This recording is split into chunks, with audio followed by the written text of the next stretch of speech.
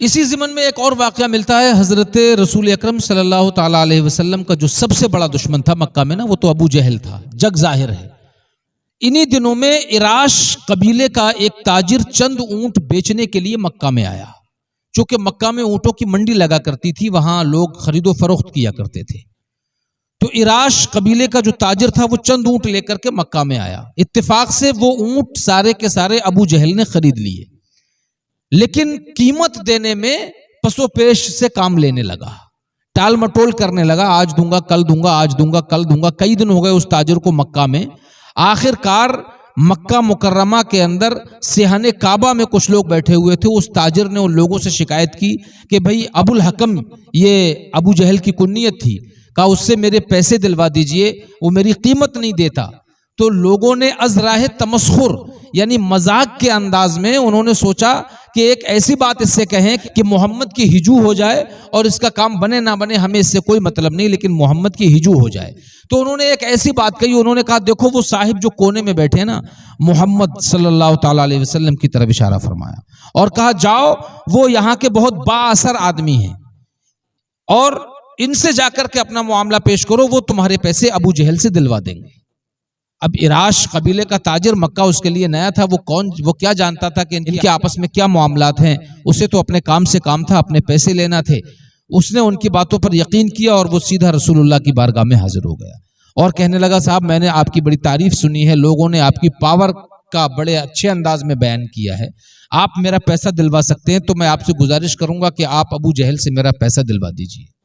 اللہ کے رسول صلی اللہ تعالیٰ علیہ وسلم نے اس تاجر کی بات سنی تو کہا ہاں میں تیرے پیسے دلوا دوں گا۔ مصطفیٰ جان رحمت اٹھے، اس تاجر کو ساتھ لیا اور سیدھے ابو جہل کے دروازے پہ پہنچے۔ ابو جہل کے دروازے کو جا کر کے رسول اللہ نے کھٹکھٹایا۔ یہ تاریخ کا بہت ہی اہم واقعہ ہے۔ مصطفیٰ جان رحمت نے جب ابو جہل کے دروازے پر دستک دی، اندر سے آواز آئی، ابو جہل بولا کون؟ تو مصطفیٰ نے اپنا نام لے کر کے ارشاد فرمایا کہ میں محمد ہوں اور دروازہ کھولو۔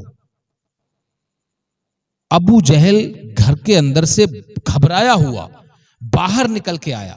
اس منظر کو دیکھنے کے لیے جو صحن کعبہ میں قریش کے لوگ بیٹھے تھے، انہوں نے اپنا ایک فرستادہ، اپنا ایک ایلچی اس منظر کو دیکھنے کے لیے بھیجا کہ جاؤ تم دیکھو کیا واقعہ پیش آتا ہے، دیکھو ابو جہل کیسے محمد کی پٹائی کرتا ہے۔ وہ دور کھڑا ہوا دیکھ رہا تھا تو اس نے دیکھا کہ ابو جہل دوڑتا ہوا گھر میں سے آیا، اس نے دروازہ کھولا اور اس کے چہرے پہ مردنی سی چھائی ہوئی تھی، بڑا گھبرایا ہوا تھا۔ اس نے کہا جی محمد آپ میرے دروازے پہ؟ حیرت سے کہنے لگا اور کہنے لگا بتائیے کیا حکم ہے؟ مصطفیٰ جان رحمت نے فرمایا کہ اس تاجر کے پیسے لا کر کے دیتے ہو یا نہیں دیتے ہو؟ ابو جہل نے مصطفیٰ کی زبان سے اتنی بات سنی تو کہتا حضور مجھے اندر جانے کی اجازت تو دیں، اتنی مہلت تو دیں کہ میں پیسے لے کر کے واپس آ جاؤں۔ آپ نے فرمایا ٹھیک ہے پیسے لے کر کے آؤ، میں یہیں کھڑا ہوں۔ ابو جہل دوڑا دوڑا گیا، گھر کے اندر سے پیسے لے کے آیا، اس تاجر کے حوالے کیے۔ مصطفیٰ جان رحمت اس تاجر کو لے کر کے واپس ہوئے۔ اس تاجر نے متشکرانہ شکر بھری نظروں سے مصطفیٰ جان رحمت کو دیکھا، قدم چوم لیے اور کہا کہ واقعی آپ بڑے کریم ہیں، آپ کی وجہ سے میرا پیسہ مل گیا، ورنہ میرا پیسہ ملنے والا نہیں تھا۔ وہ جو دور کھڑا ہوا قریش کے لوگوں کا فرستادہ اس منظر کو دیکھ رہا تھا، وہ وہیں سے واپس ہوا تاکہ صحن حرم میں جا کر کے یہ بات لوگوں کو بتا سکے، لیکن وہ تاجر جو تھا اس سے پہلے پہنچ چکا تھا۔ لوگ تاجر کی راہ دیکھ رہے تھے، تاجر کے آنے کے منتظر تھے۔ تاجر کے آنے کے انداز کو جب دیکھا تو لوگوں کو کچھ اچھا سا نہیں لگا، لہٰذا جیسے ہی تاجر پہنچا لوگوں نے ہاتھوں ہاتھ لیا اور کہا سناؤ جناب کیا واقعہ پیش آیا؟ تو تاجر نے کہا آپ نے مجھے جن کے پاس بھیجا یقیناً وہ بڑے پاورفل ہیں، آپ نے صحیح کہا تھا، ان کے ایک ہی بار کہنے میں ابو الحکم نے یعنی ابو جہل نے میرے سارے پیسے واپس کر دیے۔ اللہ اکبر! جب لوگوں نے یہ سنا تو بڑے حیران ہوئے۔ ادھر سے وہ ان کا فرستادہ بھی آ گیا، جب تک جو ان کا بھیجا ہوا آدمی تھا ابھی وہ اس واقعے کی تصدیق ہی کر رہا تھا کہ اتنے میں ابو جہل بھی آ گیا۔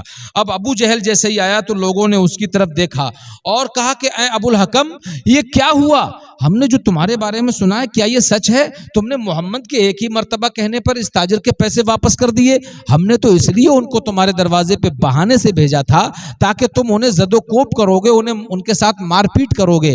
ابو جہل गोया हुआ। अब अबू जहल की सुनो क्या बोला। अबू जहल बोला कि ए कुरैश के लोगों, बस कुछ न पूछो, उस वक्त मेरी हालत ऐसी थी कि मामला मेरे बस से बाहर का था। कहा क्या हुआ? कहा जैसे ही मोहम्मद ने दरवाजे पे आवाज दी मेरा पूरा वजूद लरज गया, अचानक मुझ पे हैबत तारी हो गई, मैं अपने आपे में नहीं रहा और मुझे एहसास नहीं हुआ कि मेरे साथ क्या हो रहा है। मैं उनकी आवाज पर सिवाय लब्बैक कहने के और कुछ नहीं कर सकता था। दरवाजे पे आया, उनकी भोली सूरत को देखा तो मुझे उस वक्त ऐसा महसूस हुआ कि मेरे सर पे एक बहुत बड़ा अजदहा, बहुत बड़े मुंह का सांप मुसल्लत है। अगर मैंने मोहम्मद की बात नहीं मानी तो ये मुझे खा जाएगा। इस हैबत से मैं बिल्कुल घबरा गया था और इसीलिए मैंने मोहम्मद के एक ही बार कहने पर इस ताजिर के पैसे वापस कर दिए। लोग अबू जहल को हकारत की नजरों से देखते हुए और कुछ ताज्जुब की नजरों से देखते हुए और कुछ रसूलुल्लाह की सदाकत पर ईमानी कैफियत का अपने अंदर एहसास पाते हुए वहां से उठ के चले गए। इन्हीं दिनों में एक दिन यह हुआ कि रसूलुल्लाह सल्लल्लाहु ताला अलैहि वसल्लम मक्का की एक वादी से गुजर रहे थे। वहां आपने रुकाना नाम का एक पहलवान